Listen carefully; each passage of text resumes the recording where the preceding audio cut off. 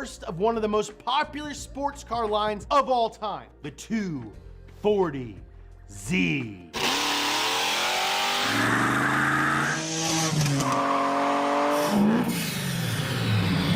Question of the laws of physics, the combination of the tire's ability to grip the road and the engine's power to thrust the car down the straight.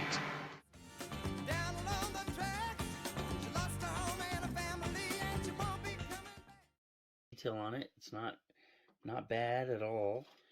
Not a lot of flashing at all. Matter of fact, there's like hardly any, which is really nice. Just mainly just the molding. Here is the, so clearly it's already. That's the straight six. So here's the back of the seats and the exhaust. That is that one.